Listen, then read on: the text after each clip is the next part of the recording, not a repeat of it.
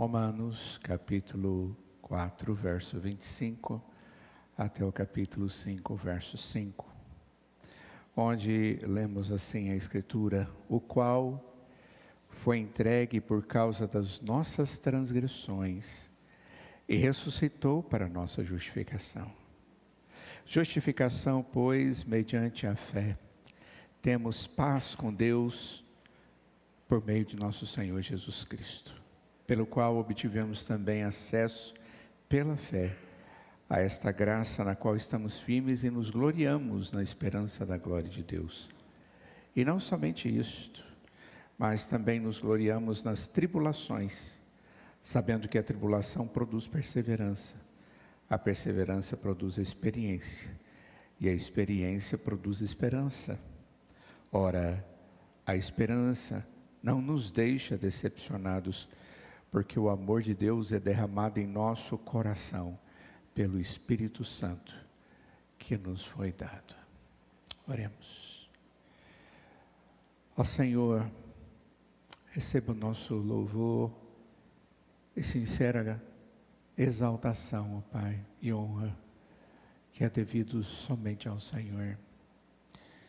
Ó Deus, nós nos prostramos diante do Deus Todo-Poderoso para exaltá-lo, para bendizê-lo, mas também para agradecer, porque o Senhor tem, com a sua bondade, cuidado de nós. E agora, nesse momento de estudo da Tua Palavra, que o Teu Espírito, Deus, esteja nos dando entendimento, iluminando a nossa mente e o nosso coração, para que possamos compreender e nos alegrar em Ti e na obra perfeita do Senhor através de Cristo Jesus. Essa é a oração que fazemos, Pai, em nome de Jesus. Amém. Semana passada nós conversamos aqui, ou estudamos o texto de Romanos capítulo 4, até o verso de número 25, onde o apóstolo Paulo fala a respeito da obra da ressurreição, ou o ato de Deus de ressuscitar a seu Filho. Em outro texto, Jesus traz-nos a ideia de que Ele ressuscita por si só, pela sua própria força, como Deus que Ele é. Mas o que nos foi mais importante aqui no texto, semana passada, foi a afirmação do verso 25, dizendo que o qual foi entregue por causa das nossas transgressões, se referindo a Jesus, para a nossa justificação. Então, a obra de Deus, ela é feita, ela é perfeita, com a sua morte e a sua ressurreição, e vimos que com a morte, Jesus, Ele paga pelos nossos pecados. Com a sua morte, Ele está cumprindo legalmente uma dívida que é nossa como pecadores. E naquele ato, Ele nos livra da condenação.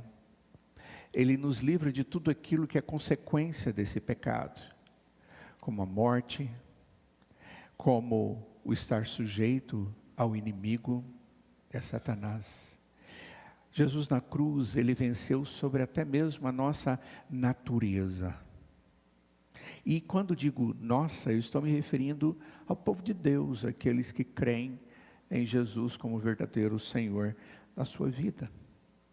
E no verso 1, ele já entra dizendo justificação, ou justificados pela fé, ou mediante a fé. A obra de Deus, ela acontece na nossa vida e ela aponta para algo que é prático para mim e é prático para você. E o apóstolo Paulo, ele vai exatamente mostrar isso. O que é uma vida antes de conhecer a Cristo. Antes de conhecer um Cristo vencedor e não derrotado. O que acontece na vida daquele que crê no Cristo ressuscitado.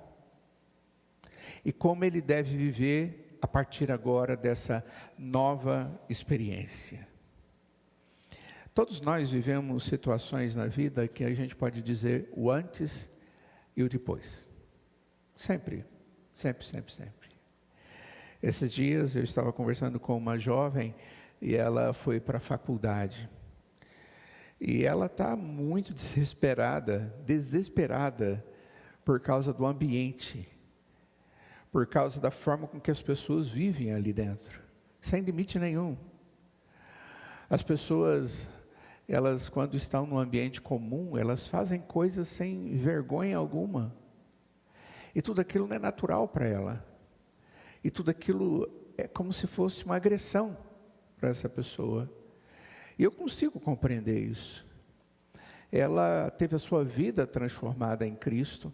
Essas coisas que poderiam até ser naturais no mundo onde se vive hoje, ela não é para nós algo aceitável. É algo que agride a graça de Deus e agride a própria regra, a palavra de Deus.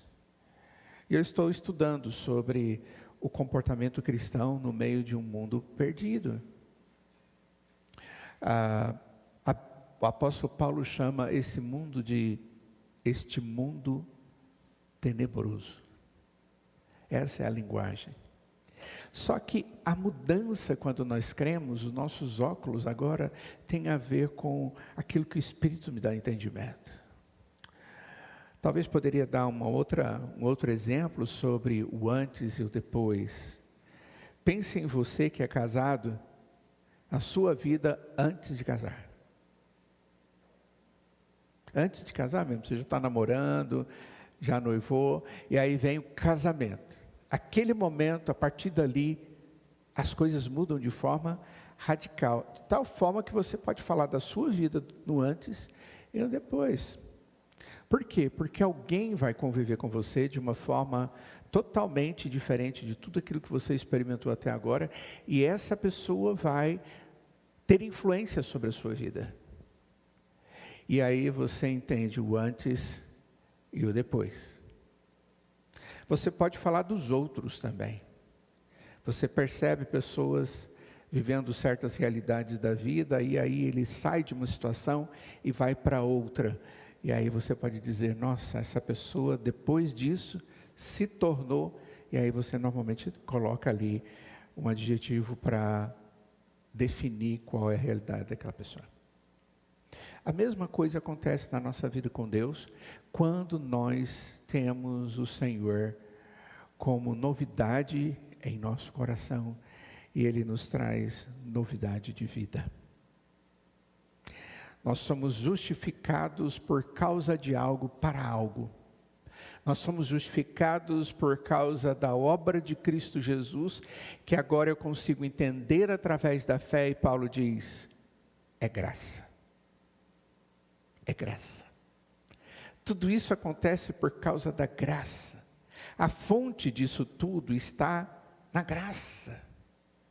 No Cristo que foi ressuscitado para a demonstração da graça de Deus, para que nós tivéssemos uma vida cheia de esperança.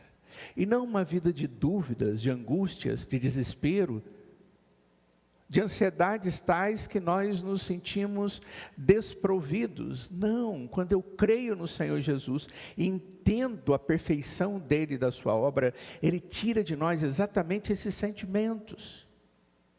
Pastor, mas não é tão fácil isso. Eu não estou dizendo que é fácil, eu estou dizendo que é fato. O que a Escritura diz e o que deveríamos buscar a partir da compreensão.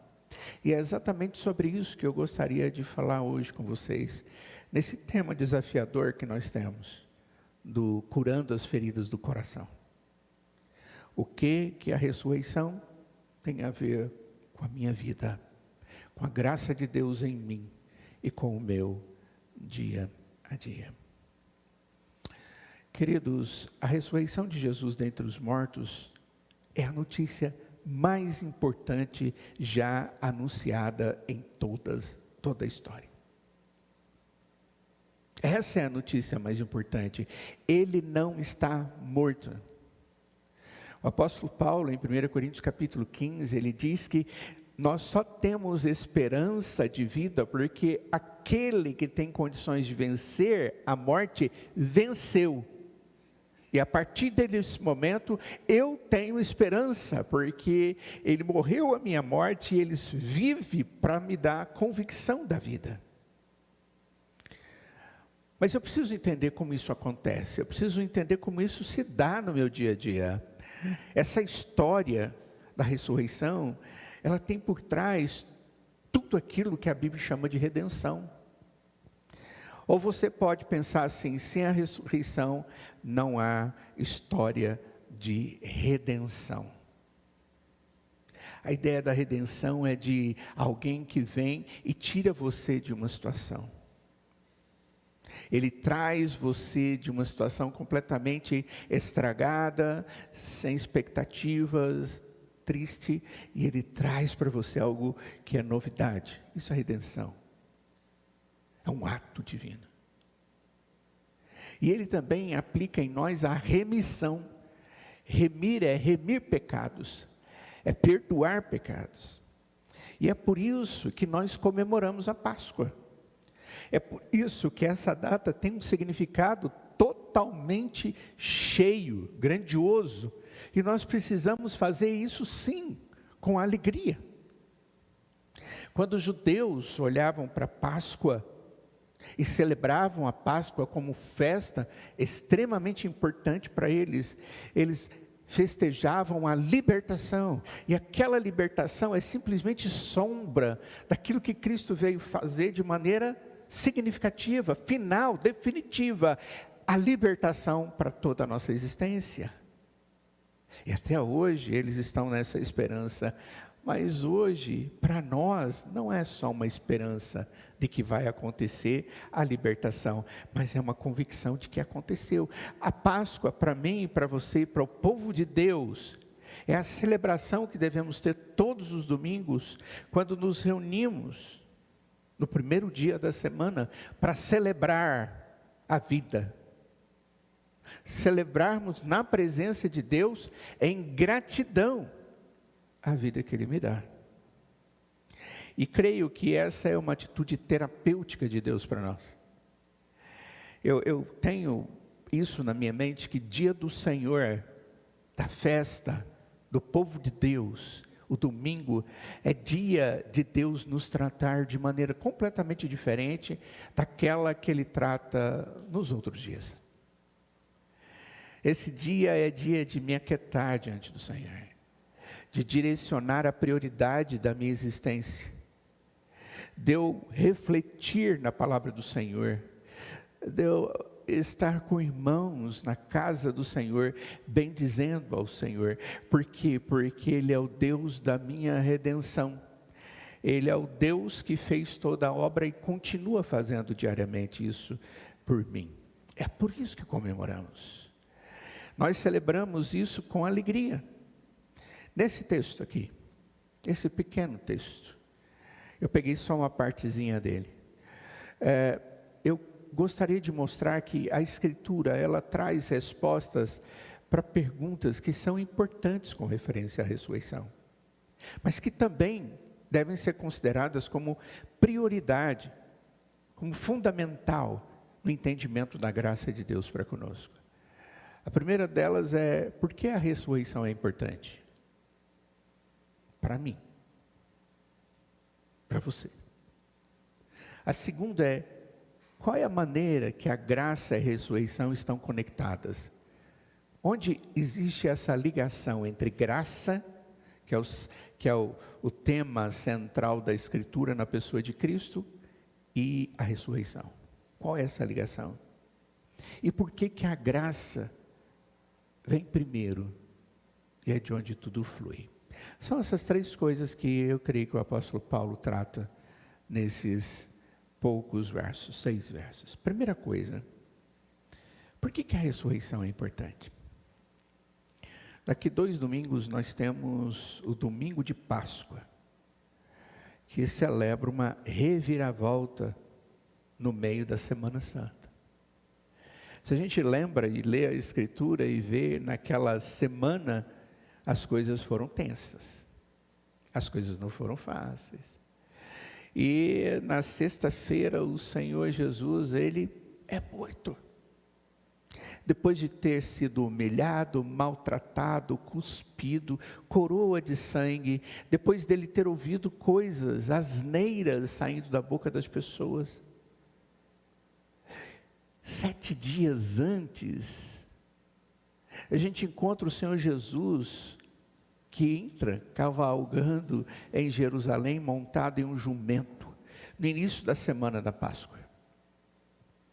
As multidões pensavam que ele estava vindo para ele ser o novo rei deles. E eles pegam folhas de palmeiras e abanam. Eles falam daquele que vem, hosana o que vem em nome do Senhor. O povo estava diante daqueles que ele entendia ser alguém totalmente especial. Por quê? Por tudo aquilo que ele havia feito até então e demonstrado ser. Os líderes religiosos, vendo toda aquela situação, eles se sentiram ameaçados por Jesus. Então eles planejaram matar o Senhor Jesus. Mas o Senhor Jesus sabia disso. Ele estava cônscio disso. Em um momento, os seus discípulos tentaram dissuadi-lo, dizendo, não vá. Ele diz, eu vou. Aí Pedro enfatiza, ele diz, sai para lá, Satanás. O Senhor Jesus, quando fala a respeito do seu ministério, aquilo que era só Ele que poderia fazer, Ele diz, eu sei de onde venho e sei para onde eu vou, mas vocês não sabem nem de onde vim, nem para onde eu vou. Eu sei o que está acontecendo. Naquela semana, um dos seus discípulos, chamado Judas, traiu ao Senhor Jesus. Naquela semana, Pilatos viu o Senhor Jesus como uma ameaça à paz e à estabilidade. E de maneira covarde, lava as mãos sem ter visto nele erro algum para a crucificação. Os seus próprios discípulos temiam pelas suas vidas, e a maioria deles abandonou o Senhor Jesus. Quando Jesus foi açoitado e crucificado, parecia ao mundo que ele era uma fraude, porque ele estava perdendo, e que havia sido esquecido por Deus, que o permitiu ir para aquela cruz. Mesmo quando a escuridão desceu naquele período, e a Escritura diz que isso houve, e um terremoto ressoou, e a cortina do templo foi rasgada de cima a baixo, ainda assim parecia que o Senhor Jesus havia perdido. É como se tudo que o Senhor Jesus trouxe como mensagem foi desacreditado. Seu movimento o destruiu.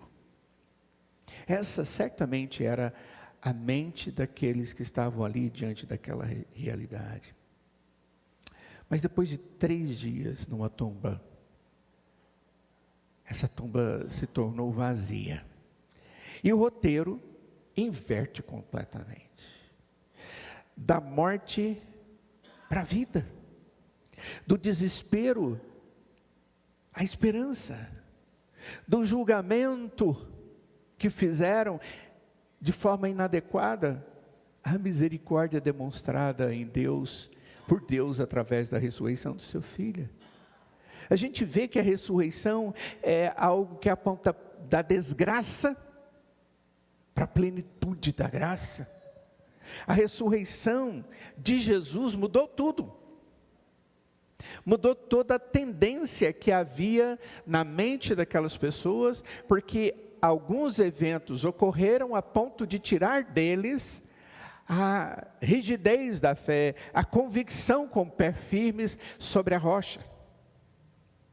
E eu fico imaginando que em alguns momentos nós agimos exatamente como aqueles discípulos que estavam ali juntos com medo das coisas que poderiam acontecer com eles. Mas não haviam sido suficientes para lembrar que o próprio Senhor Jesus e o Antigo Testamento falava a respeito deste Messias que seria vencedor. E eles viram a cruz como derrota. E Jesus mostra para eles que a cruz é a vitória. porque a morte que foi ocorrida ali foi vencida pela vida. A condenação foi levada para lá e a graça foi colocada no lugar. Jesus muda a nossa vida quando nós temos certeza de que o nosso Deus é o Deus que venceu todos os problemas e o principal deles é a morte e de suas consequências. Isso tem que fazer diferença na vida de um servo de Deus, de um cristão como você e como eu. E existem momentos na nossa vida que nós, é como se ouvíssemos uma frase terrível que tem sido dita por aí, com malícia: perdeu o mané. É como se nós nos sentíssemos essa pessoa boba que está mantendo a fé num Deus que está me permitindo viver tantas dificuldades, que não tem demonstrado a sua face, eu não tenho conseguido perceber. E aí eu penso comigo mesmo: ei, bobão, você precisa resolver de uma outra forma. Ou às vezes eu digo, eu creio em Deus, mas lá no fundo eu estou com dúvida. Esses discípulos haviam andado com o Senhor Jesus durante 3 anos e visto tudo aquilo que demonstrava ser Ele Deus. Mas naquela semana, as emoções deles, as tristezas deles, os levou a esconder, a ficar com medo, a duvidar. O Senhor precisa ter misericórdia de nós e nos ensinar a não fazermos isso. Aqui no livro de Romanos, nós vemos uma carta pastoral escrita pelo apóstolo Paulo à igreja em Roma. Isso acontece aproximadamente 50 anos após a morte e a ressurreição do Senhor Jesus. Historicamente falando, é muito pouco tempo. O livro, ele não registra os eventos da ressurreição. Ele não conta a ressurreição. Mas quando você lê o livro, a carta de Paulo aos Romanos, ele fala da ressurreição. Ele não está preocupado em defender a ressurreição. Ele está preocupado em ensinar a respeito do que significa a ressurreição para a vida dos crentes. Sobre a ressurreição, nós vamos encontrar nos evangelhos esse registro. E no livro de Atos, no comecinho. O que a ressurreição tem a ver com o cristianismo, com a minha vida? O 4:25, capítulo 4, diz que foi entregue por nossos pecados e ressuscitado para a nossa ressurreição. Tem uma tradução que diz que ele foi entregue por causa das nossas ofensas. É a mesma coisa, eu expliquei isso para vocês semana passada. E eu creio que aqui o texto ele chega lá na fonte, no cerne do motivo pelo qual a ressurreição foi importante. A palavra pecado ou ofensas, ela significa simplesmente qualquer violação da lei que afeta a glória de Deus. Qualquer quebra da lei afeta a glória de Deus. É essa uma realidade. É o mal que fazemos, o mal que desejamos e o quebrantamento básico que está no mundo, mas quebrado pelo mal. É o pecado que causa conflitos, são os desejos impuros, motivos outros quaisquer, ações enganosas, e tudo isso é chamado de ofensa, de pecado. E Deus trata tudo isso. Queridos, o problema é o pecado. O pecado é o problema em nós. O pecado no mundo onde a gente vive e no universo no qual fazemos parte. E é por isso que a crucificação de Jesus foi necessária. Isso é muito importante que entendamos. A Bíblia, ela diz que nosso Deus é santo. Santo, santo, santo é o Senhor dos exércitos. Lembram disso? Isaías capítulo 6, verso 3. O nosso Deus, Ele é o que é o Deus verdadeiro. Mas eu, vivendo na presença desse Deus Santo, eu sei quem eu sou. E Paulo diz, eu sou um pecador que carece da glória de Deus. A Escritura diz que, apesar desta realidade existir, Jesus salva. E isso é em Cristo Jesus que tudo acontece. Paulo, em 2 Coríntios, capítulo 5, no verso 17, diz, isto é, em Cristo, Deus reconciliava consigo o mundo, sem contar com os seus transgressores contra eles. É fantástico isso. Deus nos trata e Ele nos reconcilia com o mundo e não vê as transgressões. Cristo é a nossa vida. Paulo em Efésios capítulo 1, verso 7 diz, nele, em Cristo, nós temos a redenção pelo seu sangue, o perdão das nossas ofensas, de acordo com as riquezas de sua graça. A crucificação de Jesus foi o sacrifício final pelo pecado, e é por isso que a cruz é um símbolo tão significativo.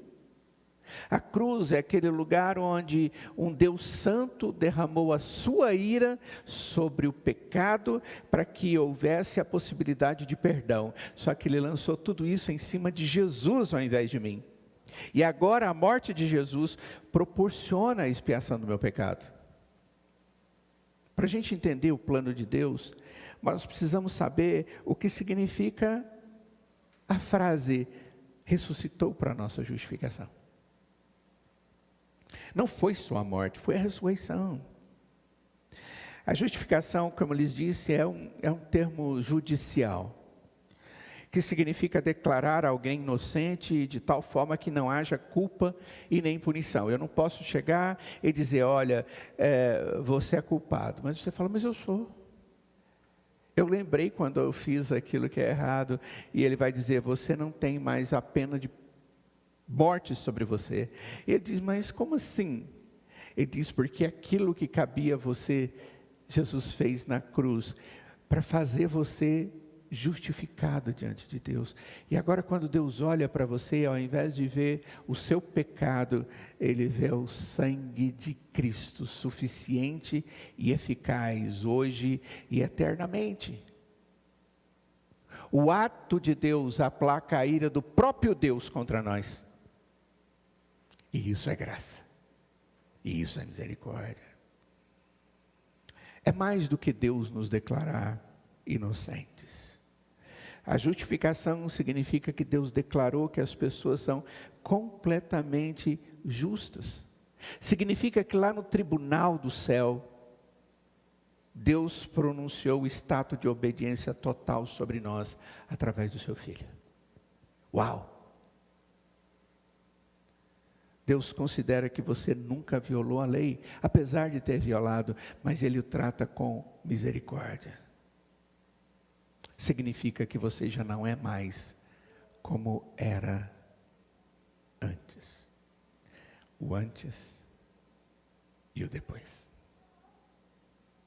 Eu não posso falar para cristão e ver nele uma vida não transformada. Pensamentos não transformados, coração não transformado, atitudes não transformadas, reações não transformadas. Isso não faz parte da vida de um cristão, porque quando Cristo entra, tudo é transformado.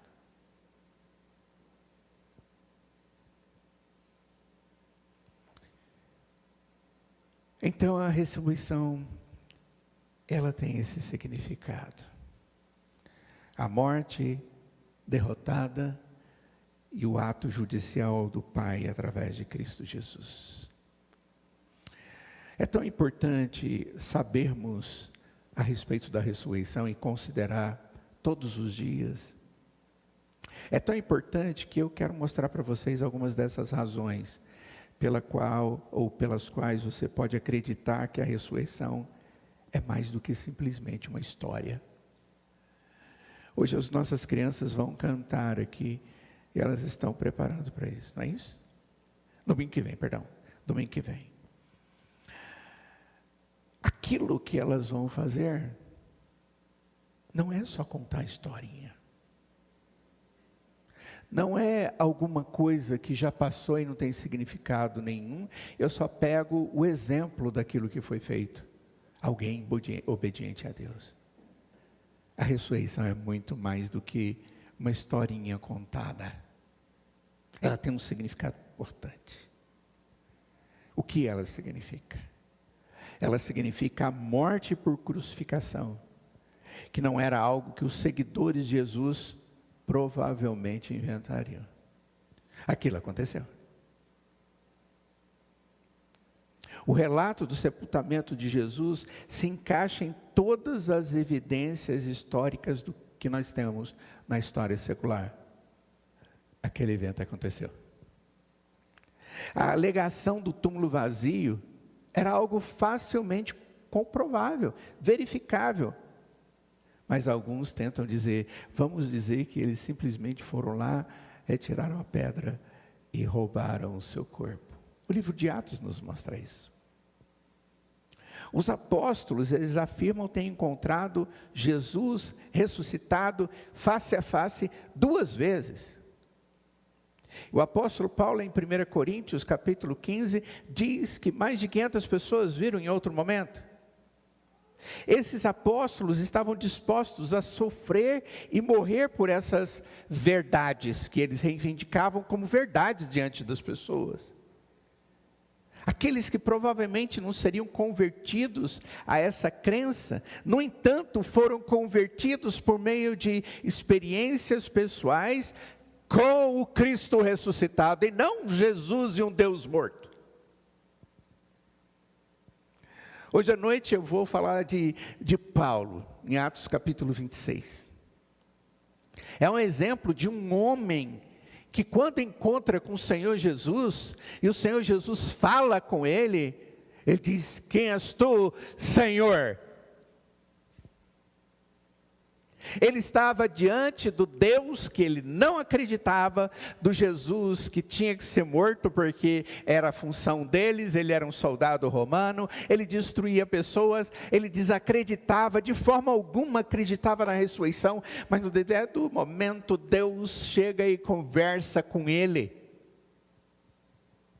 Ele encontra face a face o Senhor Jesus ressurreto.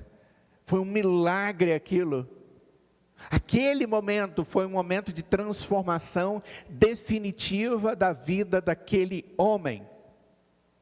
Todas as vezes que um ser humano contempla o Deus vivo, que ressuscitou dentre os mortos, a sua vida é transformada. Quando Deus tira as vendas nos nossos olhos e nós contemplamos o Senhor através da sua palavra, é assim que Ele se revela hoje a nós.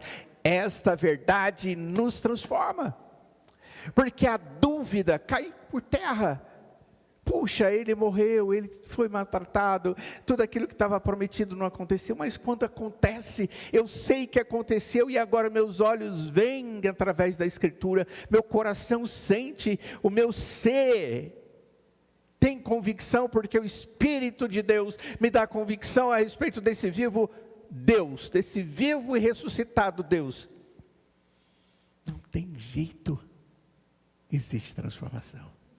É o antes e é o depois.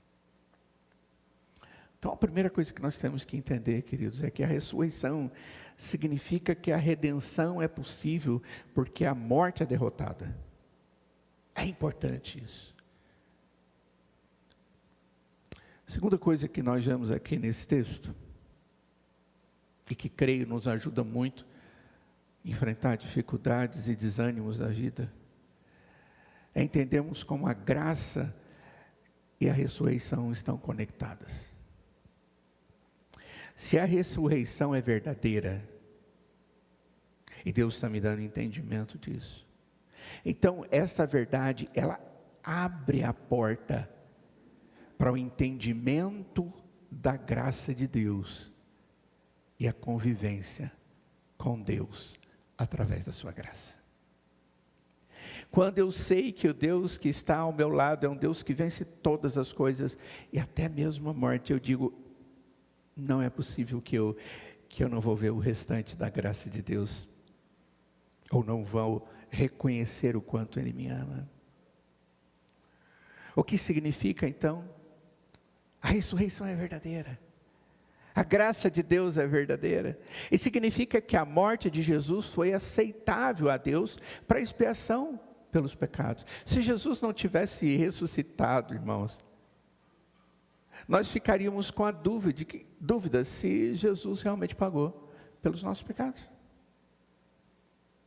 Significa que Jesus era de fato o Filho de Deus.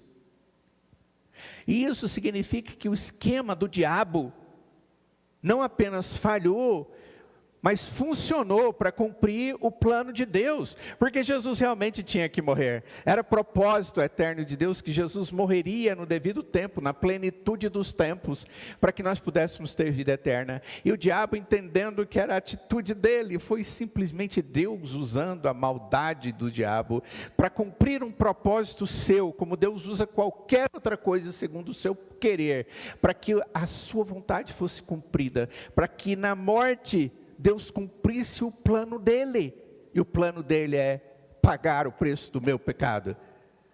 E por mais que o diabo estivesse colocando dúvida na mente dos discípulos de Deus, Jesus ressuscita.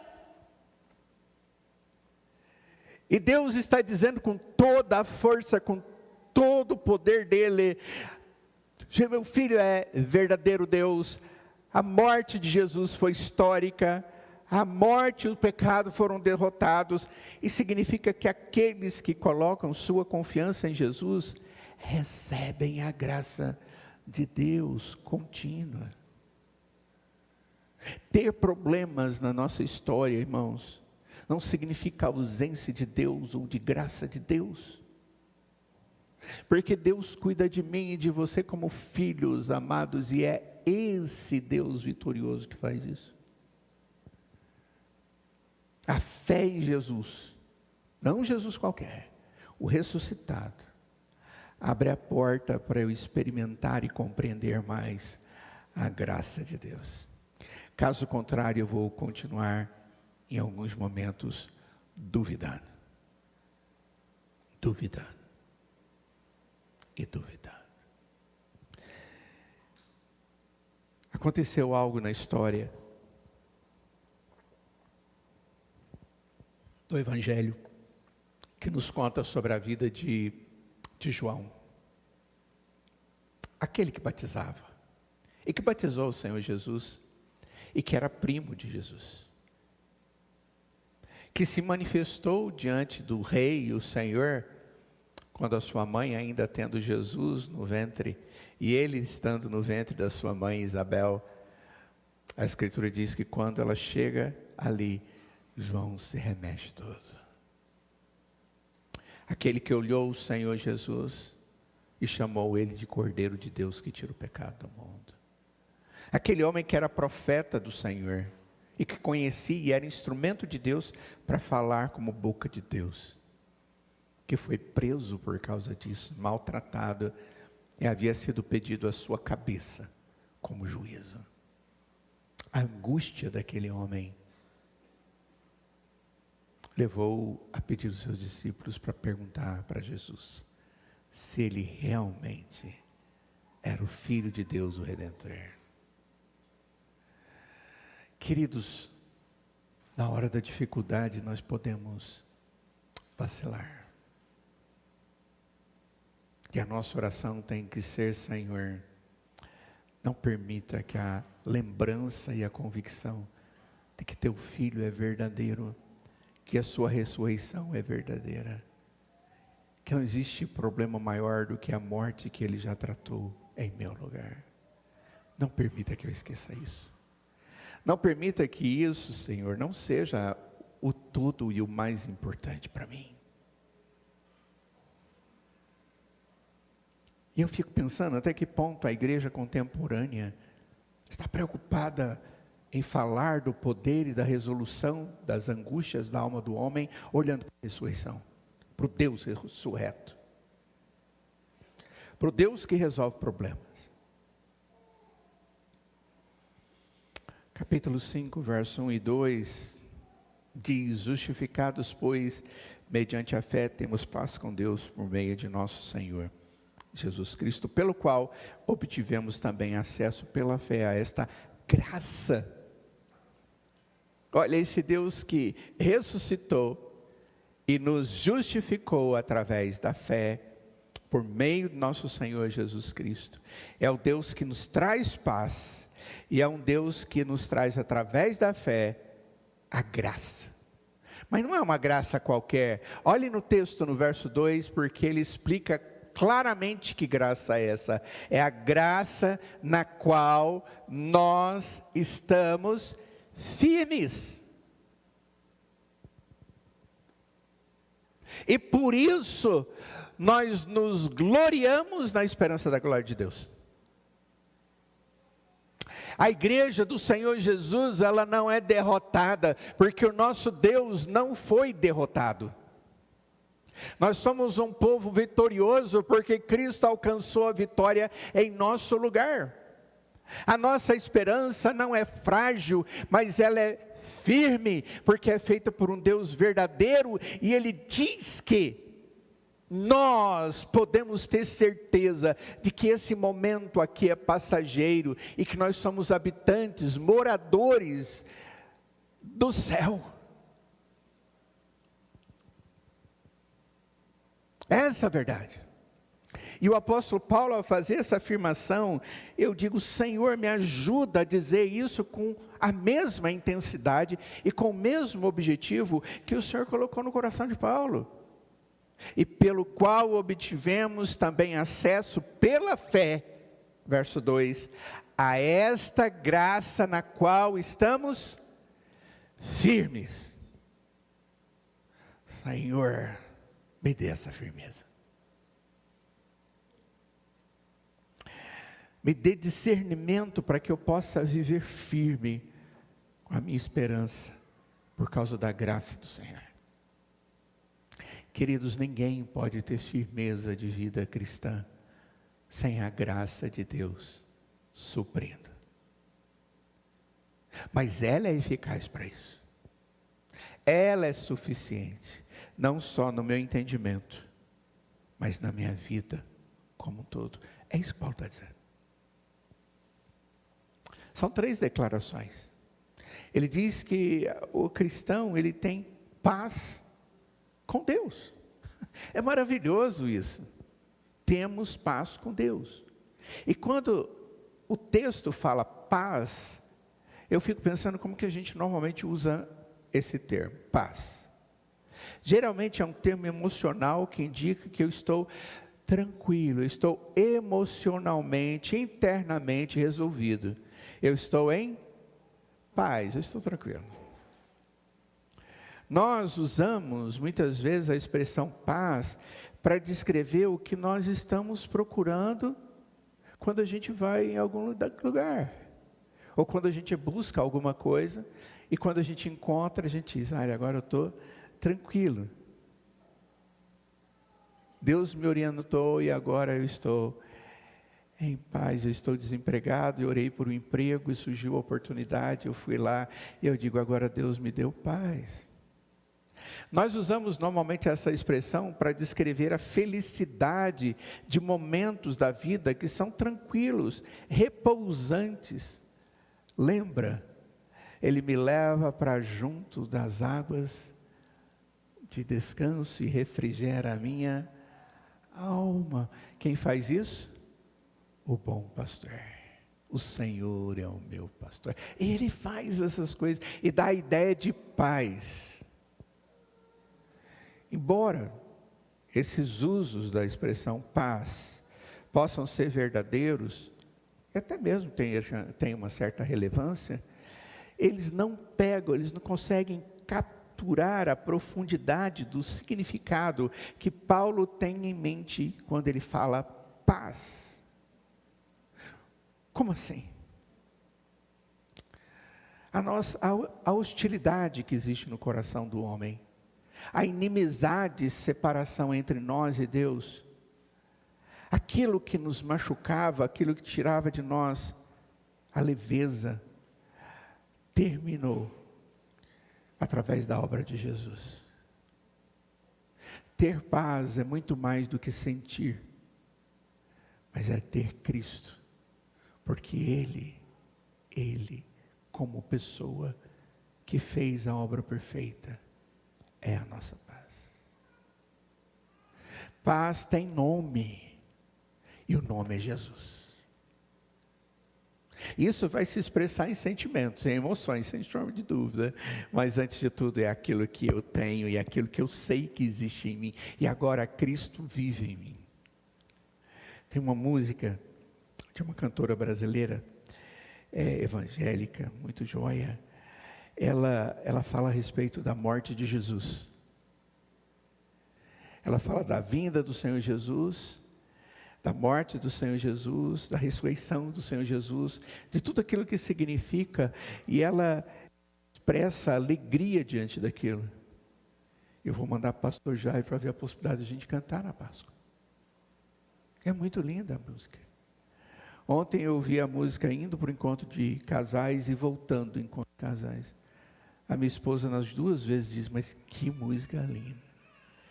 E a beleza está exatamente na afirmação do que Deus fez. E eu agora, consciente disso, eu engrandeço o nome de Deus. Queridos, o julgamento de Deus não é mais direcionado a mim e a você. Não existe mais esse julgamento vindo. Deus não está mais contra nós por causa do nosso pecado. A segunda coisa que Paulo diz aí, que ele afirma é a paz. A segunda é permanecer na graça. E aí sim, estamos firmes.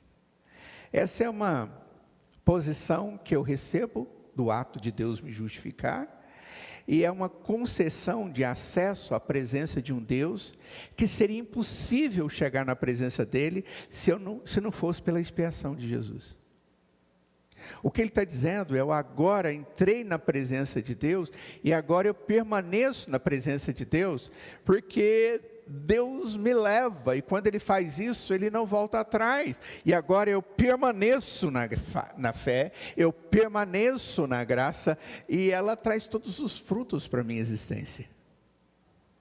Dizer que temos acesso pela fé a essa graça na qual nós estamos, essa é a expressão. É outra maneira de você dizer que nós somos justificados pela fé, com um contexto relacional com Deus, porque Ele vem até nós. Na continuidade do livro, ou da carta de Paulo aos Romanos, no capítulo 8, Paulo fala sobre este acesso em termos familiares, de modo que nós convivemos em tamanha intimidade com Deus, que nós chamamos Deus de Abba, Pai. Que nós podemos traduzir para a nossa língua como papai, que demonstra uma intimidade, uma profunda intimidade. Romanos 8,15. Queridos, essa posição, ela alterou o nosso relacionamento com Deus. E somos convidados a entrar em comunhão com Ele. Por meio de Jesus, agora somos mais do que apenas ex-inimigos de Deus. Nós somos filhos e filhas agraciados de Deus. E aqui eu vou fazê-los pensar um pouquinho.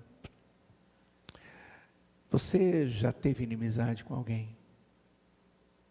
Por esse alguém ter feito alguma coisa que você não gostou. E por causa disso você evita conversar, evita se encontrar, evita sentar na mesma fileira da igreja. É como se você tivesse cortado a existência dessa pessoa na sua história. Isso é terrível. Isso é a quebra de um mandamento. E o mandamento é: não matarás. Você mata alguém no coração. Aquele mandamento se aplica a isso. Mas o que às vezes acontece? Eu tenho aquela pessoa, eu tenho angústia, eu não dá, mas um dia eu sou convencido que tem que resolver a situação com essa pessoa. E aí eu vou lá, peço a bondade de Deus, converso com essa pessoa, resolvemos o problema, oramos juntos, te perdoo, me perdoa, aquela coisa toda, e resolveram. Vocês são ex-inimigos.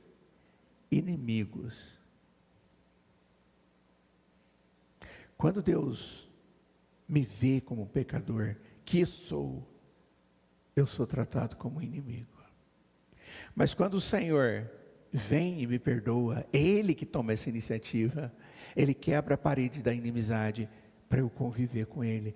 Isso se chama obra da reconciliação. Se você quiser ler mais a respeito disso, vai em 2 Coríntios capítulo 5, que você vai ver a obra da reconciliação. É maravilhosa. Mas agora Deus não vai me tratar como ex-inimigo, que eu fico lembrando, ou que às vezes eu digo: olha, eu fui lá, perdoei, fui perdoado, mas ele lá, eu aqui. Deus não nos trata desse jeito. Deus, quando me trata como inimigo, Ele resolve o problema e diz: olha, isso fica para trás. A Escritura diz: eu apago tudo isso. E a Escritura diz que eu tenho que perdoar para que eu possa ser perdoado. Na oração dominical. Mas eu tenho dificuldade, mas Deus diz que é para ser assim. E Deus mostra o exemplo, porque quando Deus me perdoa, Ele cuida do problema que havia entre nós. Ele traz e faz como Jacó fez com os filhos de José. Lembram? O que ele fez? Ele os trouxe para perto de si e os abençoou. Abençoou Efraim, Manassés. É mais ou menos assim que Deus age. Jacó diz: José, eu pensei que eu nunca mais veria você, e muito menos esses meninos, meus netinhos. Vem cá, Efraim, vem cá, Manassés. Vocês são meus, nós somos da mesma família. Quando Deus resolve o problema que existe, que é o pecado, Ele não me trata como ex-inimigo, Ele me trata como filho.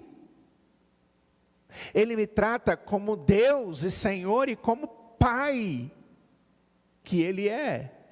E Ele cuida de mim porque Ele derrama graça sobre a minha vida. Nós somos do Senhor e agraciados por Ele. Nós temos uma nova posição. Nós temos um lugar novo na mesa onde se tem a refeição. Deus passou do julgamento para a misericórdia, da condenação para a justificação, da inimizade para nos fazer agraciados. Ah, que maravilha! Mas eu tenho que crer no Cristo ressuscitado. A última coisa que o texto traz aí é que nós devemos ter alegria na esperança da glória de Deus. Quando a pessoa é justificada pela fé e tem paz com Deus, existe agora um desejo pela glória de Deus. Essa palavra, essa expressão, uma expressão escatológica, tá? Falar da glória de Deus é falar de alguma coisa que já existe, mas que vai ser concedido a nós. Paulo, em Colossenses capítulo 3, ele fala que nós aguardamos a glória que Ele deu ao Filho e que Ele vai dar para a gente, como filhos também. Eu fico imaginando qual a dimensão e o que significa isso na prática, mas é algo maravilhoso, que eu não simplesmente aguardo, mas sei que verdadeiramente acontecerá. Eu vou não só conhecer a glória de Deus, mas desfrutar e conviver com o Deus da glória para sempre. E é por isso que ele diz, e eu me regozijo, eu me alegro, por causa da esperança que eu tenho, de que a glória será compartilhada. Quando a paz com Deus se torna o que eu e você provamos na intimidade com o Senhor, nós temos um novo amor, nós temos uma afeição por quem Deus é, que nós não tínhamos, o que Ele fez, a misericórdia que Ele tem nos dado a oportunidade de experimentar. Quando a palavra de Deus fala sobre a glória de Deus, o Evangelho, é como os crentes são colocados em um caminho para a glória. É escatológico. A graça de Deus está ligada à glória de Deus. Por causa da graça de Deus, eu já experimento aqui coisas maravilhosas, por causa da graça de Deus, que é chamado de glória, mas haverá plenitude. Restauração final, resolução de todos os problemas. A ressurreição, a crença no Deus ressurreto, tem sido a sua experiência de vida. Baseado nisso que o apóstolo Paulo está dizendo aqui. A graça vem em primeiro lugar, e agora eu tenho que me alegrar nela. No verso 3, começa da seguinte forma: e não somente isto. Eu não me alegro só porque eu tenho a certeza da glória. E ele diz, mas eu não me alegro só por isso. Eu me alegro nas próprias tribulações. E aqui vem para o nosso dia a dia. O texto mostra a eternidade, diz, olha, você tem esperança, se alegra com ela, é vida eterna. Pode ficar tranquilo e vai ter. Aí você diz, mas e aqui, pastor, o negócio aqui está feio. O negócio aqui está ruim. E Deus diz, você tem que se alegrar até mesmo nas próprias dificuldades, tribulações. Por quê? Porque Deus tem propósito em tudo na minha vida e na sua, querida. Ter um coração machucado, ferido, não é algo estranho na Escritura.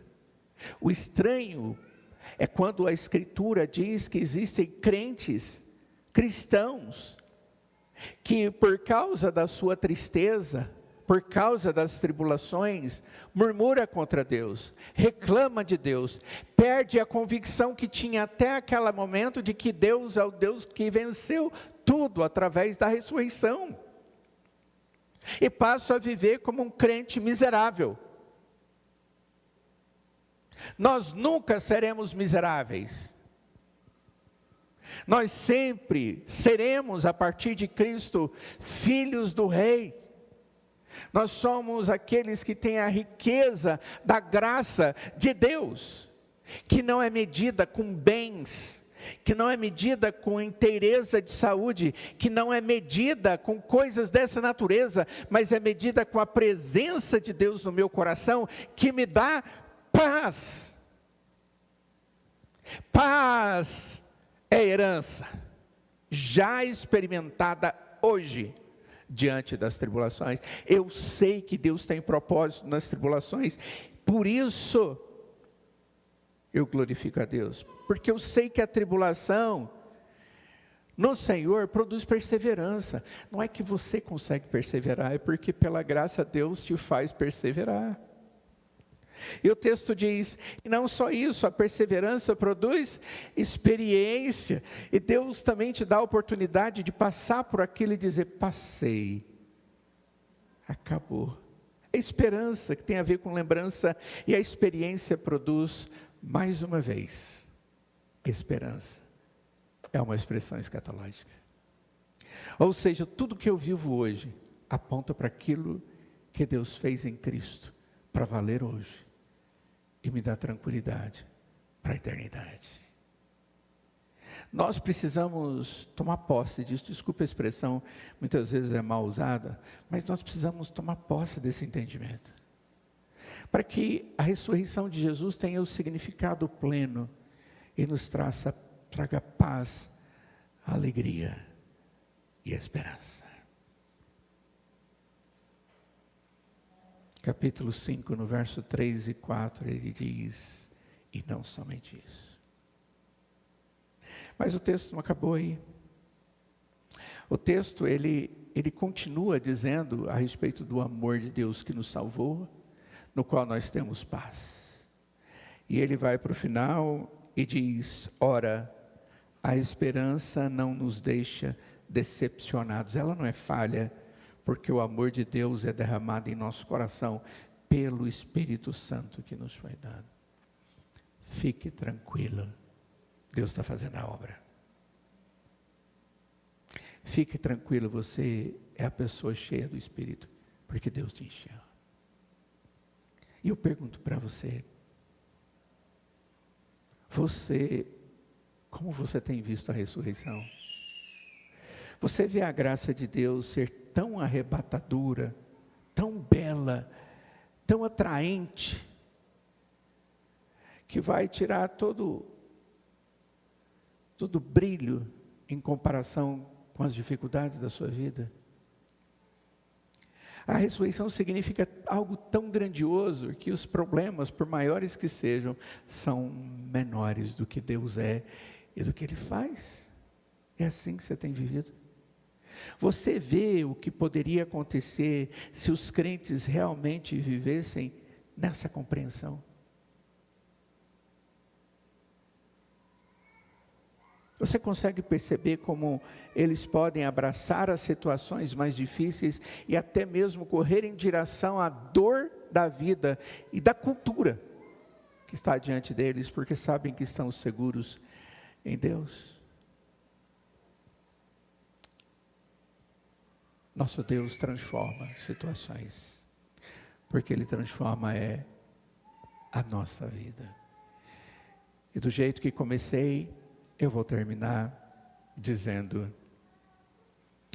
situações e eventos, realidades, transformam a vida da gente, do antes e para depois. A minha pergunta é, a obra de Cristo na cruz e a sua ressurreição tem te transformado diariamente? A ressurreição de Jesus é a base para a sua história de redenção, quando você entende pela primeira vez que o poder da graça de Deus, por meio de Jesus Cristo, é por você. Que Deus, na sua graça, nos dê esse entendimento. E que nós possamos ser fortes, felizes, cheios de paz, cheios de esperança. Porque a graça foi manifesta. Deus nos ressuscitou para que a gente possa viver ainda mais na sua graça. Vamos orar? Vamos ficar de pé. Ó Deus, grande é o Senhor e muito digno de ser louvado.